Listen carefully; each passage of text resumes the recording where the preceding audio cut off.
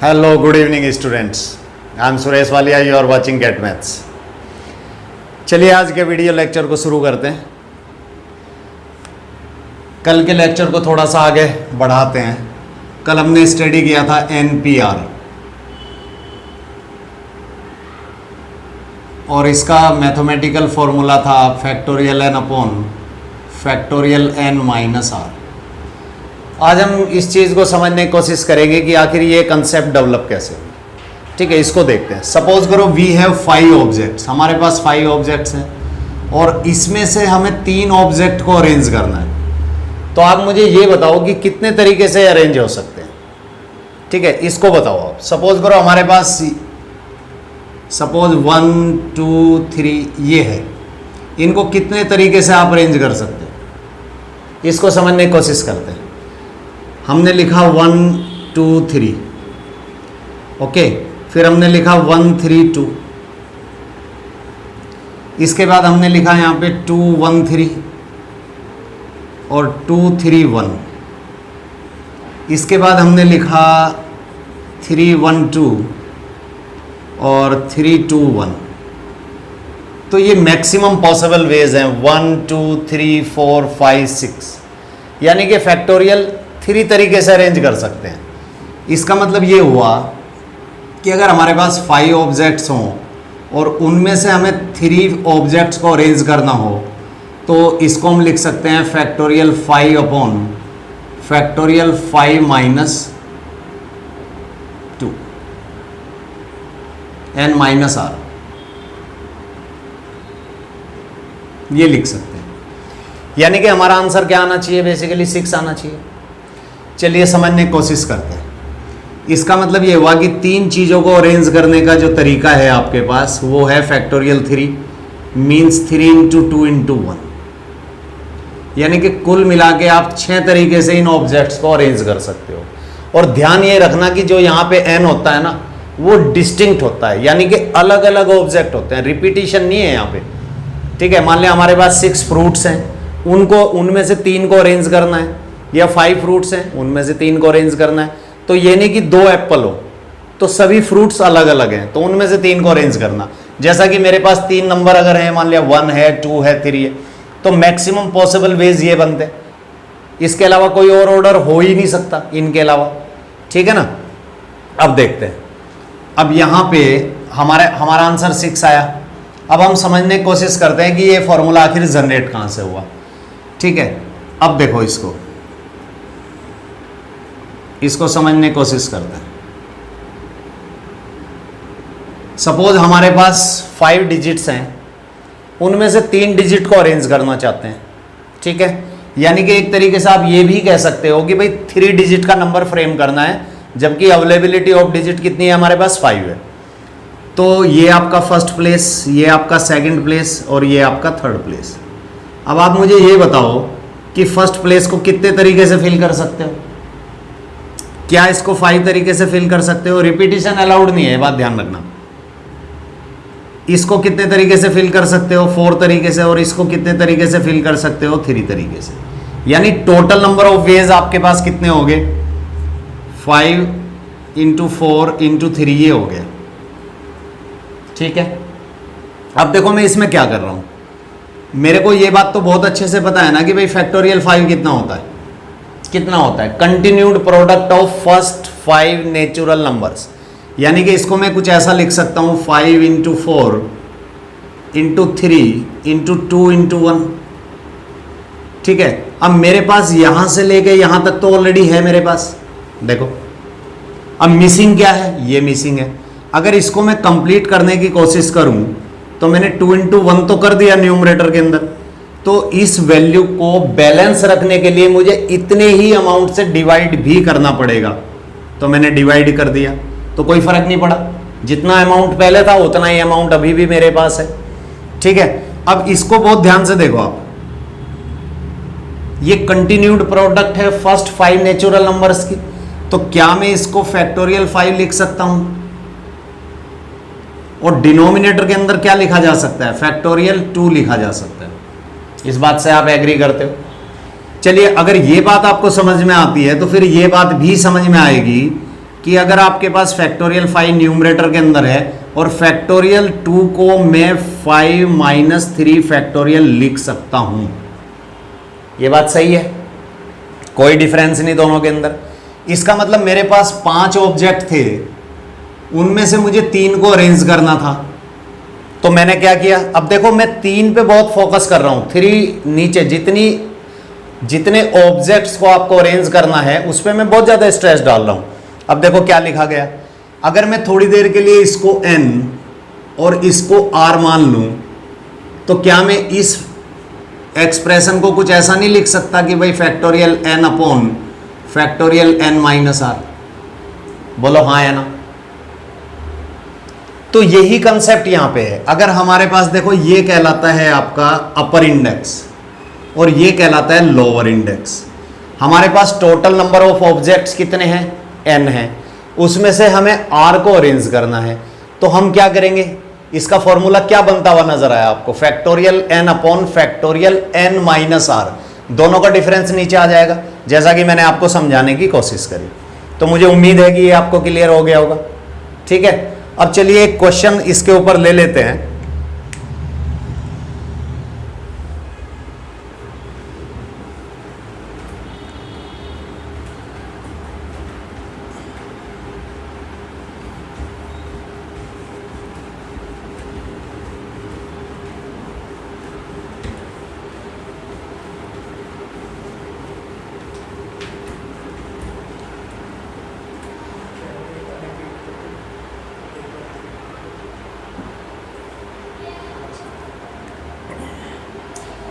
तो रिपीट करने की जरूरत महसूस हो रही है आपको, तो चलिए फिर से समझिए एक बार।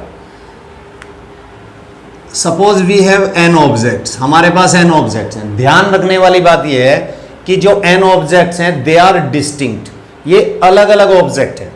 ठीक है, इनमें कोई भी 2 या मोर देन 2 ऑब्जेक्ट आइडेंटिकल नहीं है, ये बात ध्यान रखनी चाहिए आपको। और P stand for permutation, means arrangement of R, यानी कि n ऑब्जेक्ट्स हमारे पास थे, उनमें से हमने R ऑब्जेक्ट को अरेंज करना है, तो कितने तरीके से अरेंज कर सकते हैं ये हमें देखना है इसमें। तो इसका फॉर्मूला कहता है कि भाई factorial n upon factorial n minus r। अब सोचने वाली बात यह है कि ये फॉर्मूला आखिर जनरेट कहां से हुआ, कैसे प्रोड्यूस हुआ, इसकी हम बात करते हैं। सपोज हमारे पास 5 डिजिट्स हैं, कोई भी 5 डिजिट आपकी हो सकती है, कोई भी 5 डिजिट्स हो सकती है, और उसमें से हमें 3 डिजिट का कोई नंबर फ्रेम करना है। और ध्यान रखने वाली बात यह है कि उनके अंदर 0 नहीं है। ठीक है, ये एज्यूम करके चलते हैं। तो आप मुझे ये बताओ कि जो फर्स्ट प्लेस है, सेकंड प्लेस है, थर्ड प्लेस है, जबकि रिपीटिशन ऑफ डिजिट अलाउड नहीं है, तो फर्स्ट प्लेस को कितने तरीके से फिल किया जा सकता है? 5 तरीके से। 5 डिफरेंट डिजिट हैं। जब हम पहले प्लेस को फिल करने जाएंगे तो हमारे पास 5 ऑप्शंस हैं, तो 5 में से किसी भी एक डिजिट को यहां चिपका दीजिए। और after filling the first place, जब आप सेकंड प्लेस को फिल करोगे तो आपके पास 4 ऑप्शन है, और थर्ड प्लेस को फिल करोगे तो आपके पास 3 ऑप्शन है। तो कुल मिला के आपके पास ये वैल्यू बनती हुई नजर आ रही है। ठीक है ना, ये वैल्यू बनती हुई नजर आ रही है। चलिए, तो फिर अब हमारे पास हमने 5 में से 3 को अरेंज किया। अब सपोज करो हमारे पास 3 ऑब्जेक्ट है, केवल और केवल 3 ऑब्जेक्ट है। ठीक है, उसमें चलो मैं बाद में आता हूं, पहले आपको यही क्लियर करा देते हैं। ये आपके पास है।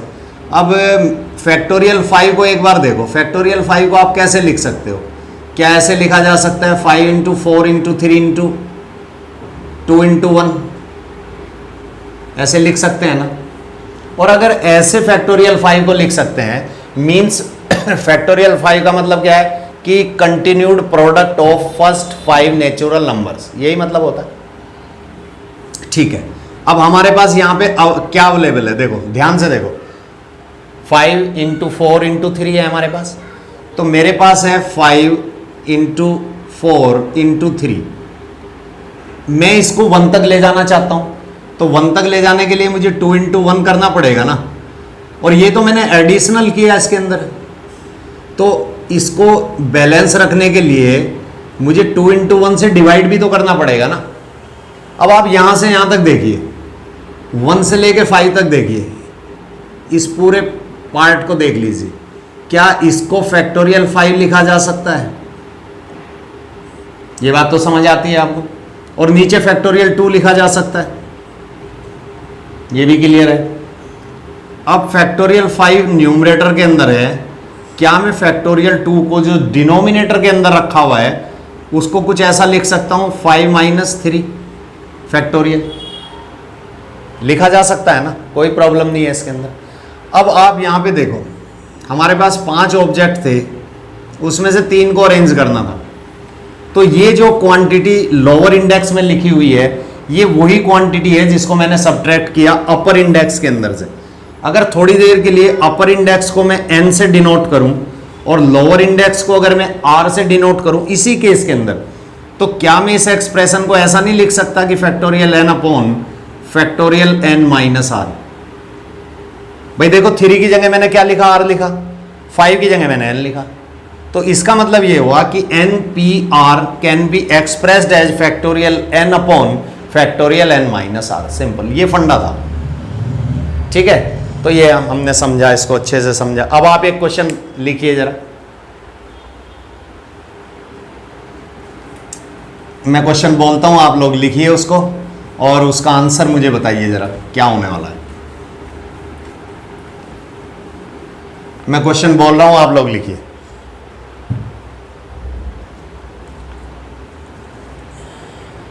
लिखिए, हाउ मेनी 4 डिजिट नंबर्स,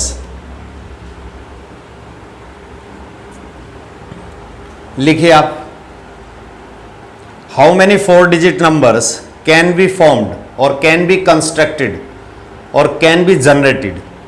कोई भी वर्ड आप लिख लीजिए जो आपका दिल करे। How many 4 digit numbers can be formed using the digits.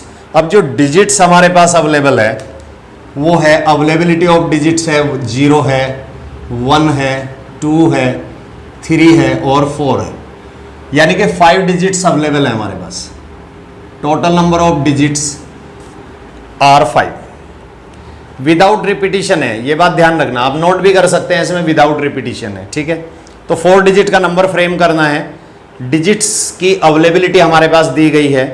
ठीक है, और विदाउट रिपीटिशन है। तो ये कह रहा है कि such that the number is divisible by 4। ये क्वेश्चन है कि जो नंबर है वो 4 का डिविजिबल होना चाहिए। अब आप इसका आंसर करने की कोशिश करिए। 4 डिजिट का नंबर फ्रेम करना है। चलो, this is the first place, second place, third place, fourth place. ये है, बहुत अच्छा क्वेश्चन है। जरा अच्छे से निकाल के मुझे बताइए कि आपका आंसर क्या आ रहा है। ये क्वेश्चन को मैं रिपीट कर देता हूं। क्वेश्चन में कहा गया, how many 4 digit numbers can be formed using the digit 0, 1, 2, 3, 4 which are divisible by 4 और repetition of digit is not allowed. तो आप सबसे पहले मुझे ये बताइए कि डिविजिबिलिटी ऑफ 4, कोई भी नंबर 4 का डिविजिबल कब होता है? अगर आपको डिविजिबिलिटी टेस्ट के बारे में पता है, डिविजिबिलिटी ऑफ 4, तो फिर आप क्वेश्चन कर दोगे, अदरवाइज तो फिर मुश्किल है। तो डिविजिबिलिटी ऑफ 4 के लिए कोई भी नंबर जो 4 से डिवाइड होता है उसकी लास्ट की 2 डिजिट डिविजिबल बाई 4 होनी चाहिए। लिख लेना इसको कहीं, last 2 digit A number is said to be divisible by 4 if and only if their last 2 digit means unit place वाले digit as well as कौन सी टेंस प्लेस वाली डिजिट, दोनों डिजिट जो मिलके एक नंबर फ्रेम करेंगी, that number must be divisible by 4। तो यहां पे देख लीजिए, पहला केस बताइए मुझे क्या बनता हुआ नजर आ रहा है।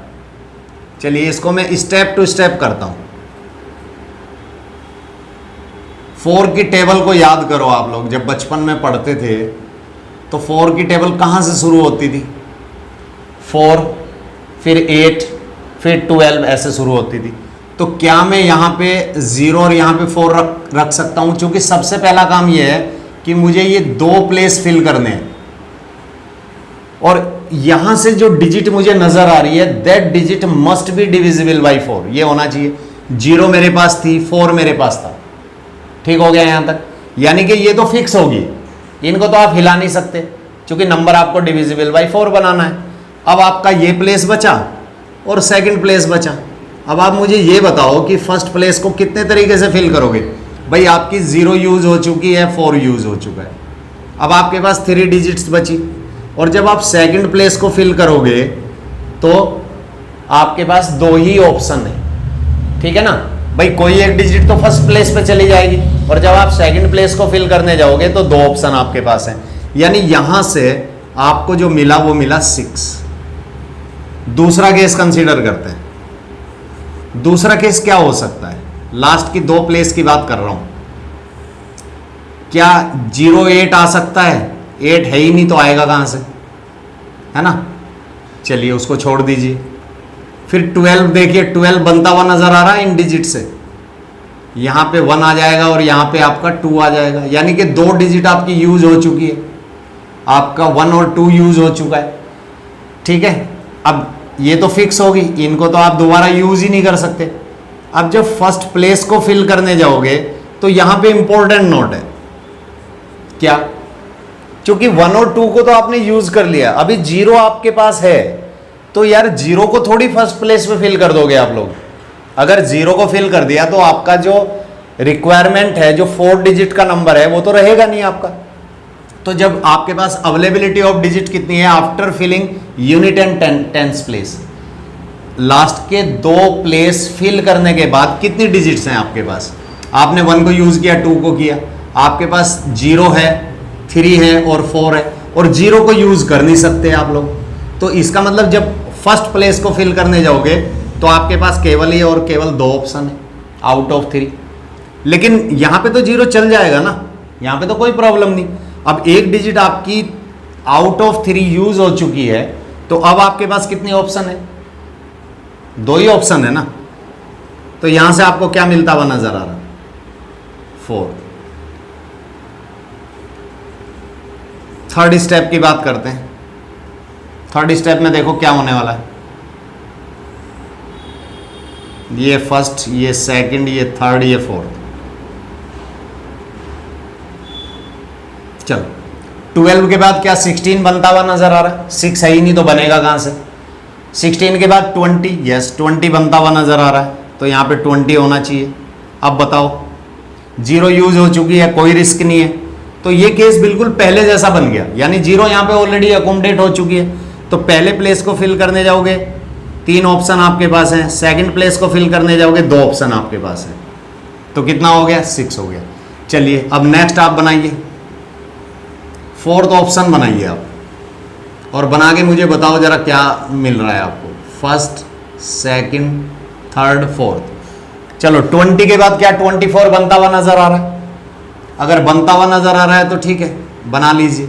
अब 2 डिजिट आपकी फिक्स हो चुकी है, अब फर्स्ट प्लेस और सेकंड प्लेस को फिल करना बाकी है। अब आपका 2 और 4 यूज हो चुका है, देखो ध्यान से 2 और 4 यूज हो चुका है। अब आपके पास 3 डिजिट तो अवेलेबल हैं, 0 है, 1 है और 3 है, बट जब आप फर्स्ट प्लेस को फिल करने जाओगे तो आप 0 को थोड़ी यहां पे यूज करोगे, तो आपके पास 3 में से 2 ही ऑप्शन बची। लेकिन सेकंड प्लेस पे तो 0 चल जाएगा ना, एक डिजिट यहां पे यूज हो चुकी होगी, तो कितना हो गया? 4 हो गया। इसके बाद नेक्स्ट देखिए, फिफ्थ ऑप्शन क्या नजर आ रही है आपको?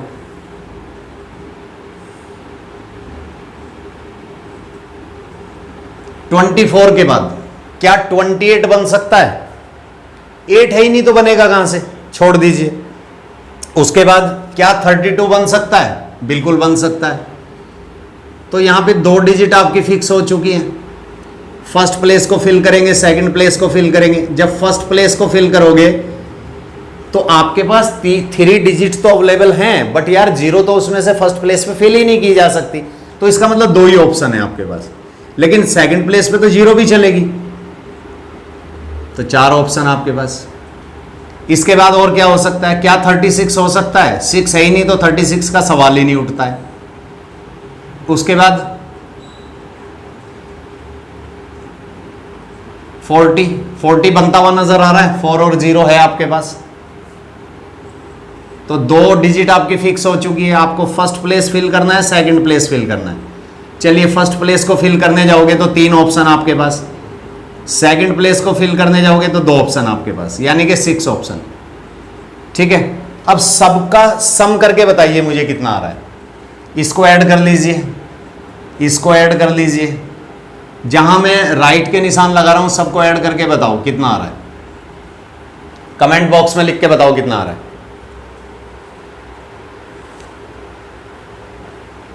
बोलिए, अभी तक किसी का आंसर नहीं आया। इतना मुश्किल था क्या भाई? 6 और 4 10, फिर से 10 और 10, तो आंसर कितना आना चाहिए? 30।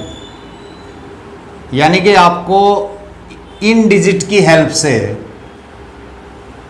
जो 4 डिजिट का नंबर बनेगा और वो नंबर भी 4 का डिविजिबल होगा, तो ऐसे नंबर की गारंटी कितनी है? 30। यानी कि देयर आर 30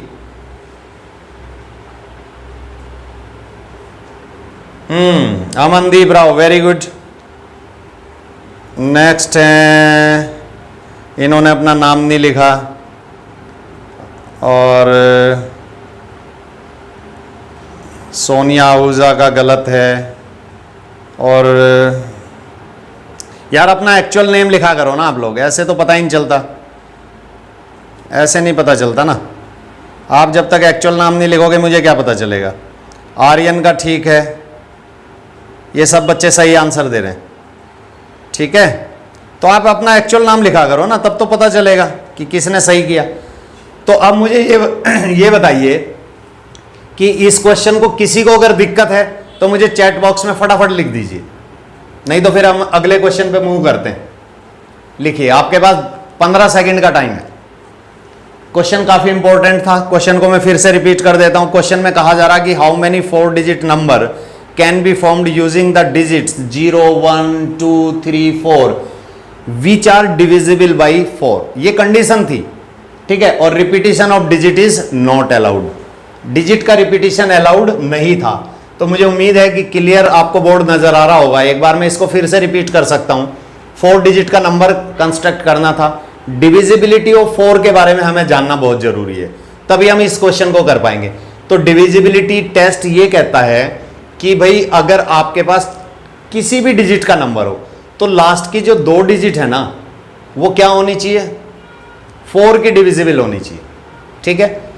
तो हमने ये देखा कि भाई 4 का डिविजिबल आखिर लास्ट की 2 डिजिट बन कैसे सकती है। 0 4 रखा गया, भाई 4 की टेबल देख लो, 4 से शुरू होती है, फिर क्या आएगा? 8 आएगा। तो 8 तो यार दोस्तों बन ही नहीं सकता ना किसी भी तरीके से, क्योंकि हमारे पास 0 तो अवेलेबल है बट 8 नहीं है, तो वो केस हमने रिजेक्ट कर दिया। उसके बाद क्या आएगा? 4 फिर 8 फिर 12 बन सकता था, बना लिया। उसके बाद 20 बनाया, 24 बनाया, 28 बन ही नहीं सकता था क्योंकि 8 नहीं है। 32 बनाया, 36 बन ही नहीं सकता था क्योंकि 6 नहीं है, और 40 बनाया। तो पहला स्टेप तो आपको क्लियर हो गया कि लास्ट की 2 डिजिट हमने कैसे पकड़ी, ये क्लियर हो गया। इसके बाद सवाल ये उठता है कि भाई पहले प्लेस और सेकंड प्लेस को आखिर हम फिल कैसे करें। तो यहां पे चूंकि 0 हमारी इन्वॉल्व हो चुकी है तो कोई खतरा नहीं है। खतरे का मतलब अगर हमारे पास 0 होती तो हम 0 को फर्स्ट प्लेस पे नहीं डाल सकते थे, क्योंकि अगर गलती से हमारी 0 फर्स्ट प्लेस पे चली जाती तो फिर हमारा जो 4 डिजिट का नंबर था वो तो 3 डिजिट रह जाता, ठीक है। तो यहाँ पे कोई रिस्क नहीं था। जब पहले प्लेस को फिल करेंगे, 2 डिजिट ऑलरेडी यूज हो चुकी है, पहले प्लेस को फिल करने की 3 ऑप्शन हमारे पास हैं। 1 डिजिट यहाँ पे चली जाएगी, चिपक जाएगी, यूज हो चुकी होगी, और सेकंड प्लेस को जब फिल करेंगे तो हमारे पास 2 ऑप्शन है। तो टोटल हमारे कितने नंबर बने? जिनके लास्ट में 0 और 4 आएगा, ऐसे नंबर 6 बनेंगे इन डिजिट को यूज करते हुए। इसके बाद चलते हैं 12 की तरफ, ठीक है। तो 12 में यहाँ पे देखो खतरा है, क्योंकि 1 और 2 तो यूज हो चुका है, लेकिन अभी 0 हमारी ग्रिप के अंदर है। तो 0 को तो हम फर्स्ट प्लेस में नहीं रखेंगे ना। जब हमने फर्स्ट प्लेस को फिल किया तो हमारे पास 3 डिजिट अवेलेबल थी। कौन कौन सी थी? हमारे पास 0 था, हमारे पास 3 था, हमारे पास 4 था। लेकिन यार जब फर्स्ट प्लेस को फिल करेंगे तो जीरो को तो छोड़ना पड़ेगा, ड्रॉप आउट करना पड़ेगा।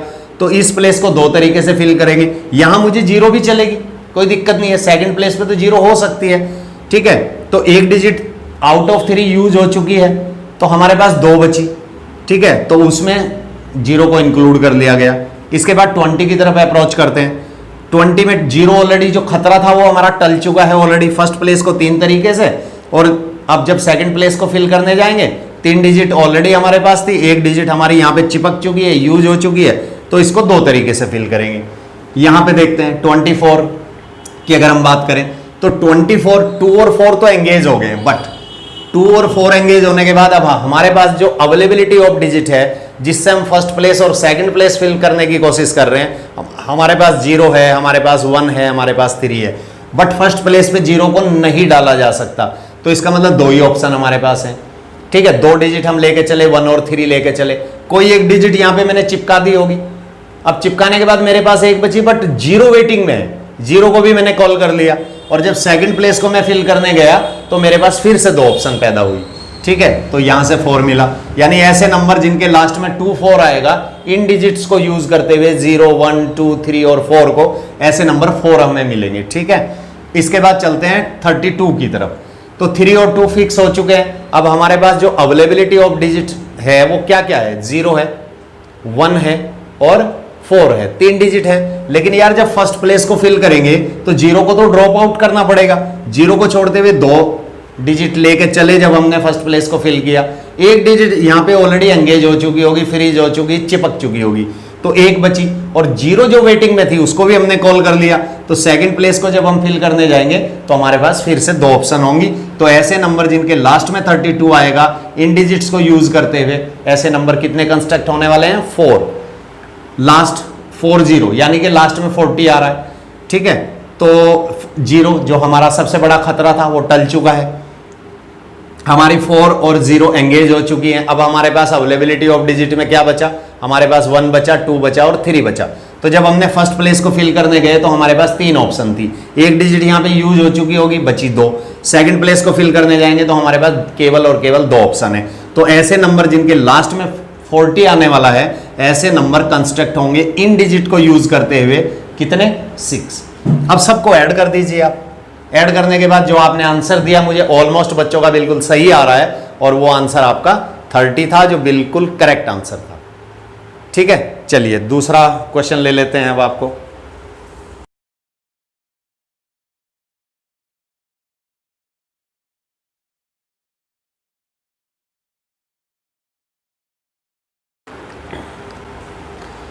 तो स्टूडेंट, जैसा कि आप लोग पूछ रहे हो, तो इस क्वेश्चन को करने का और कोई तरीका फिलहाल नहीं है मेरे पास, ठीक है, क्योंकि हमारा सब्जेक्टिव पेपर होता है और सब्जेक्टिव में यही केस बनते हैं और ऑब्जेक्टिव में भी यही केस बनते हैं। तो इस क्वेश्चन को करने का और कोई शॉर्टकट मेथड नहीं है, ठीक है। तो आपको केस तो बनाने पड़ेंगे, और ये क्वेश्चन आईआईटी में पूछा गया था, इसीलिए मैंने आपको कराया कि ऐसे क्वेश्चन भी पूछे जाते हैं, ठीक है। तो कैसे करोगे आप लोग, तो मुझे उम्मीद है कि कुछ क्लियर हुआ होगा आपको, ठीक है।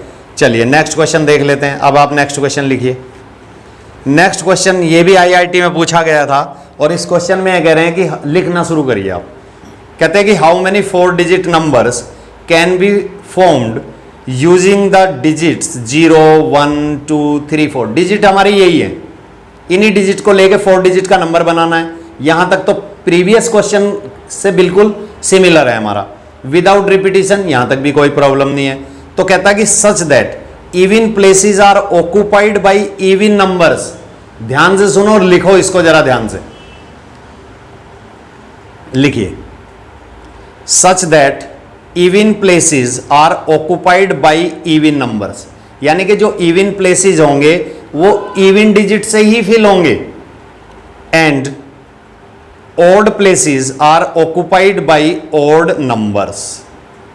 तो इसका आंसर मुझे फटाफट चैट बॉक्स में बताइए जरा।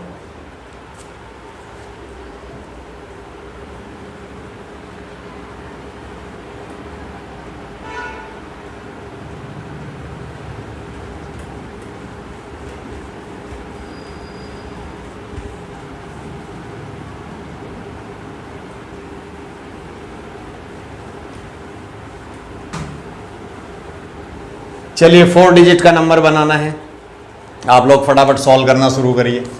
टोटल डिजिट हमारे पास 5 हैं। अगर मैं यहाँ से नंबरिंग करी, ठीक है, तो ये प्लेस मेरा चूंकि फर्स्ट प्लेस है, ये प्लेस मेरा सेकंड प्लेस है, ये प्लेस मेरा थर्ड प्लेस है और ये मेरा फोर्थ प्लेस है। आप नंबरिंग राइट टू लेफ्ट भी कर सकते हो, इसमें कोई रेस्ट्रिक्शन नहीं है किसी भी तरह की। और 1 कौन होता है? ऑड होता है, तो ये तो ऑड प्लेस हुआ। 2 कौन होता है? इवन होता है, तो ये इवन प्लेस हुआ। 3 कौन होता है भाई? ऑड होता है, तो ये ऑड प्लेस हो जाएगा। और 4 कौन है?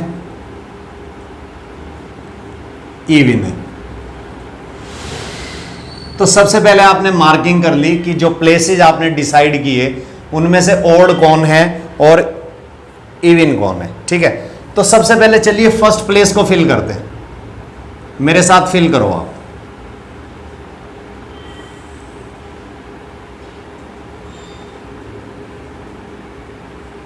चलिए इस प्लेस को फिल करते हैं, और ये प्लेस कौन सा है? मैं अब ओ लिख देता हूं, ऑड प्लेस है। अब आप ये देखो कि आपके पास जो ऑड डिजिट हैं वो कितनी है। तो जब इस प्लेस को फिल करने जाओगे, जिसको मैं फर्स्ट प्लेस कह रहा हूं, तो आपके पास कितनी ऑप्शन है? ये ऑड है, जीरो नहीं है, ध्यान रखना। चलिए मैं लिख देता हूं छोटा सा ऑड। कितनी ऑप्शन है आपके पास? क्या ये बात मैं कह सकता हूं कि 2 ऑप्शन है आपके पास, ठीक है। इसके बाद ये आपका थर्ड, ये भी तो ऑड प्लेस है ना। अब यार एक डिजिट तो ऑलरेडी आपने यहां पे फिक्स कर दिया, आपके पास तो 2 ही थी ना ऑड, तो बची कितनी? इस प्लेस को कितने तरीके से फिल कर सकते हो? आपके पास तो कोई ऑप्शन ही नहीं बची, एक ही तरीका है आपके पास।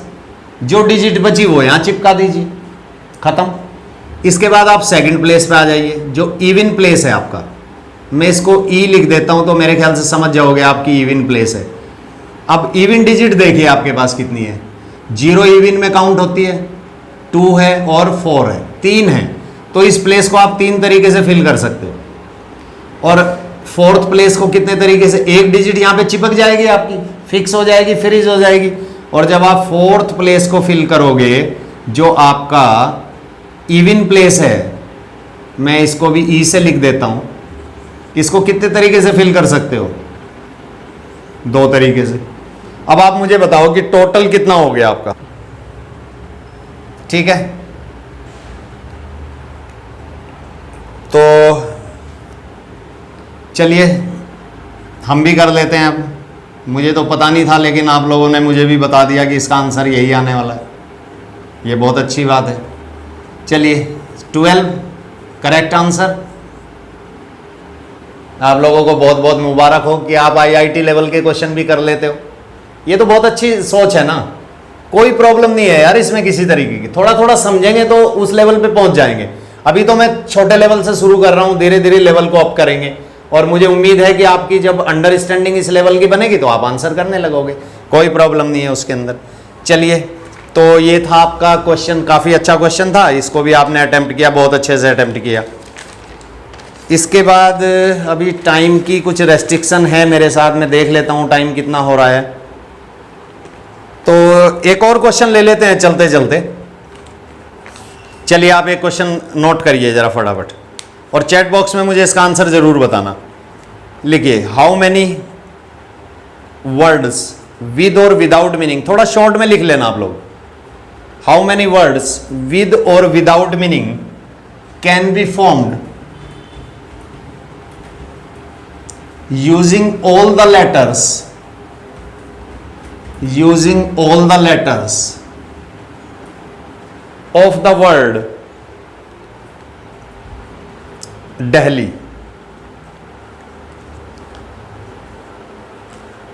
How many words with or without meaning can be formed using all the letters of the word Delhi? DELHI। Spelling को जरा ध्यान से लिखना, ठीक है।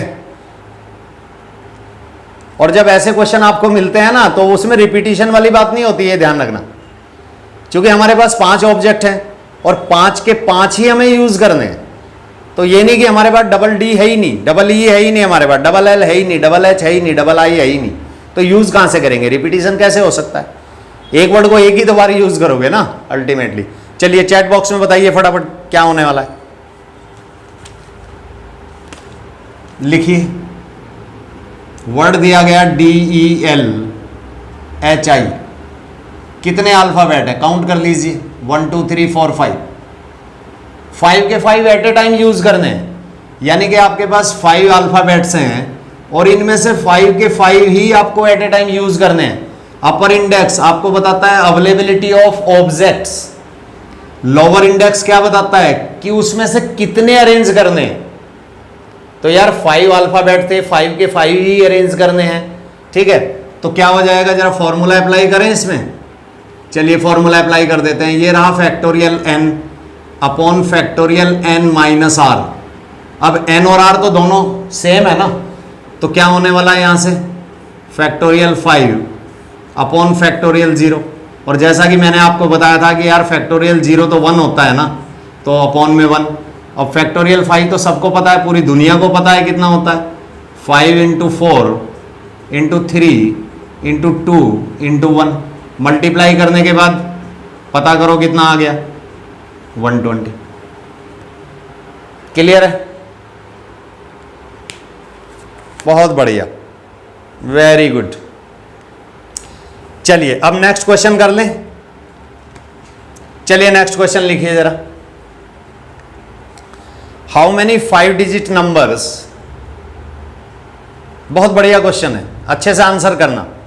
How many 5 digit numbers can be formed using the digits. अब जो डिजिट बोल रहा हूं बहुत ध्यान से लिखना, कॉमा लगा के सेपरेट करते जाना।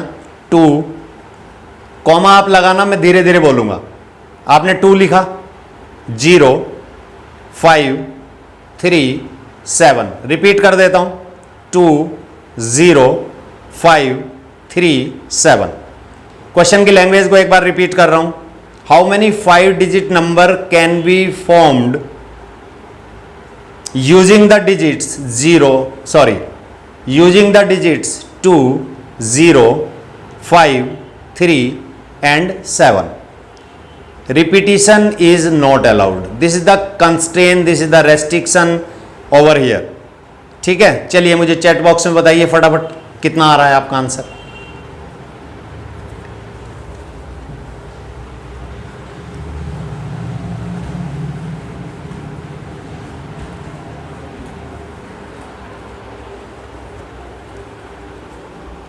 टाइम कितना हो गया, बस वाइंड अप करेंगे।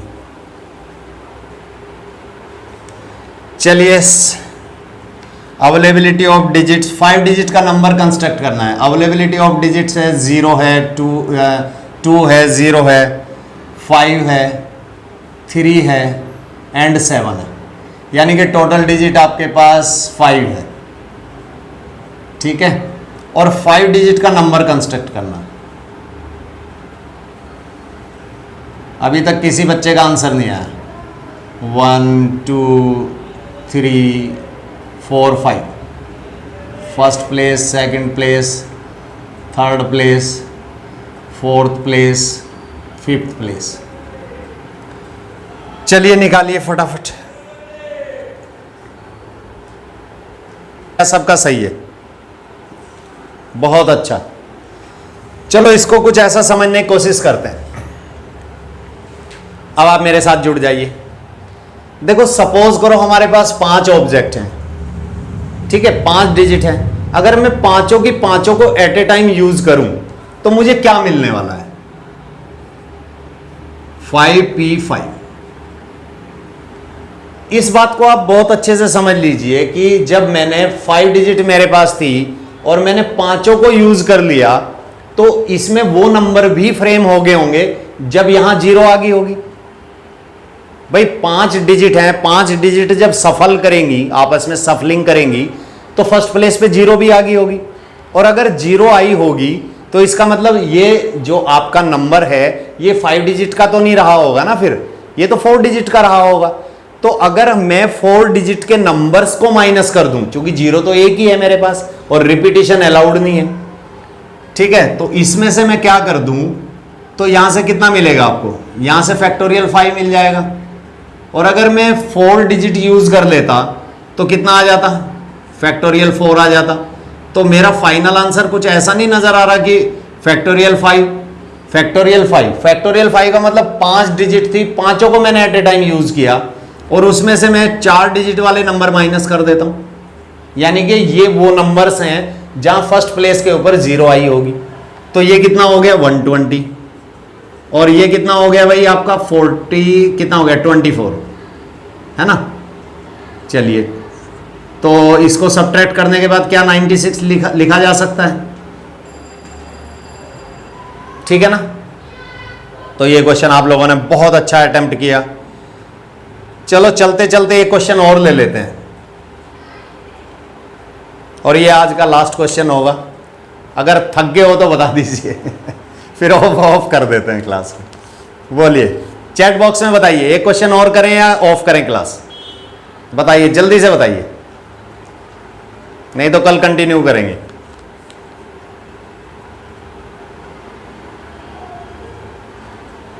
क्या कमेंट है,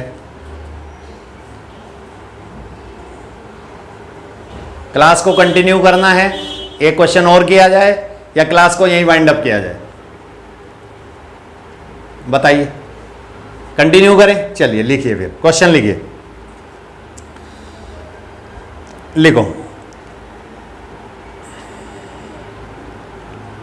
फाइंड द रैंक RANK, और ब्रैकेट में पोजीशन वर्ड भी लिख लेना आप लोग। Find the rank of the word table, TABLE।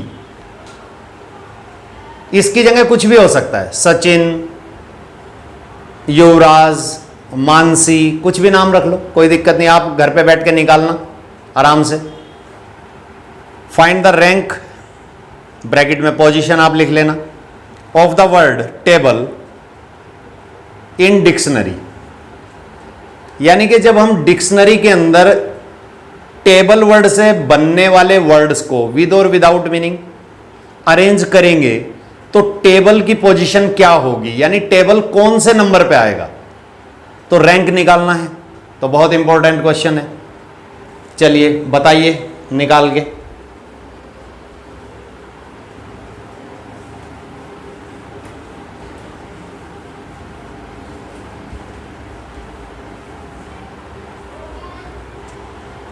हमारा वर्ड है टेबल,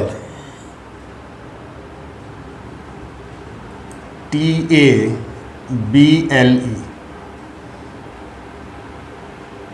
ठीक है। टोटल 5 अल्फाबेट्स है। फंडा सबका एक ही रहता है, कुल मिला के सबका रैंक निकालने का एक ही तरीका है, बस वो नाम बदलता रहेगा। तो नाम बदलने से तो कोई फर्क नहीं पड़ेगा। तो सबसे पहला काम ये है कि इनको अल्फाबेटिकली आप अरेंज कर लीजिए। चलिए, सबसे पहले ए आएगा, फिर बी, उसके बाद E, then L, then T. Clear. सबसे पहला काम यह है कि इनको अल्फाबेटिकली अरेंज कर दीजिए आप लोग। अभी देखो मैं जो वर्ड ले रहा हूं ना वो डिस्टिंक्ट वर्ड है, कोई भी वर्ड यहां पे रिपीट नहीं है। उसके बाद हम आगे आने वाले लेक्चरों में ऐसे वर्ड भी लेंगे जो रिपीट हो रहे होंगे, बहुत सारी बातें करेंगे धीरे धीरे, ठीक है। तो लेवल धीरे धीरे बढ़ाएंगे।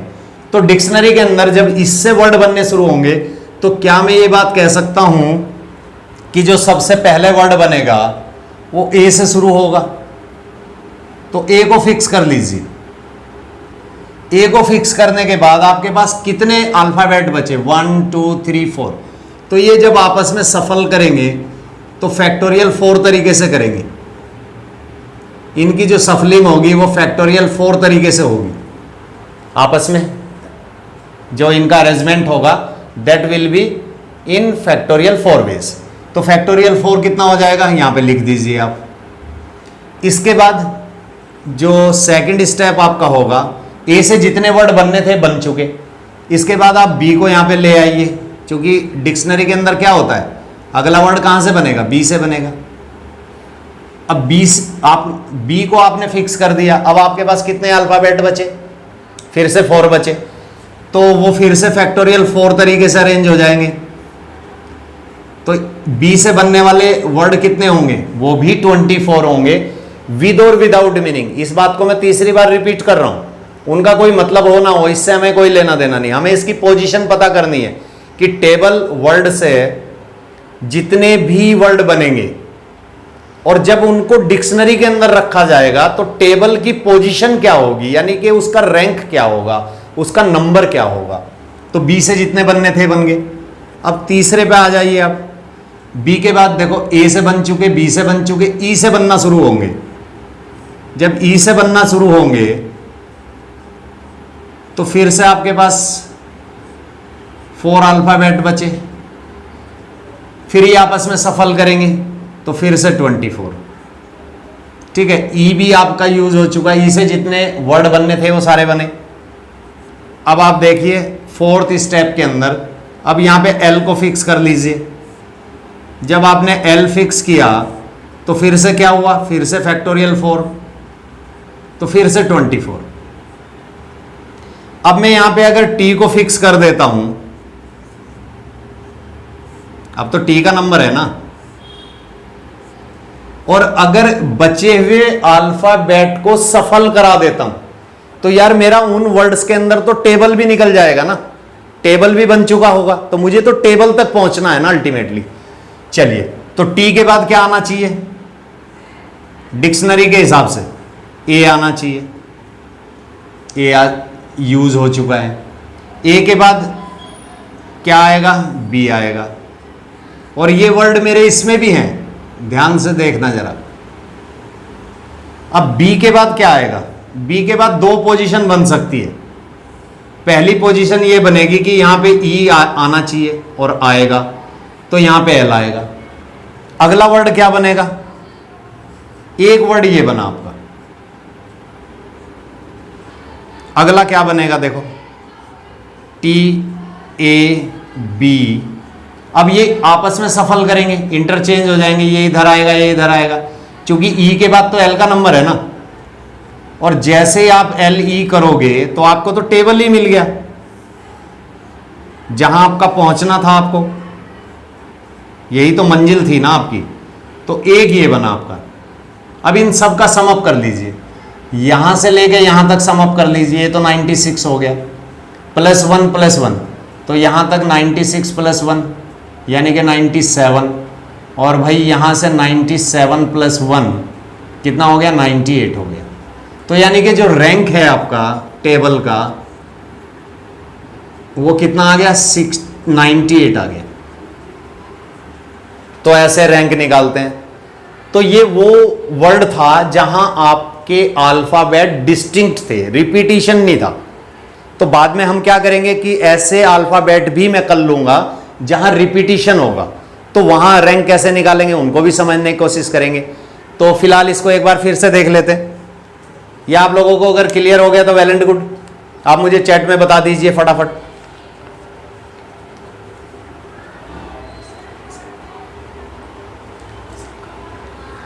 वेरी गुड, क्या बात है, गुड जॉब।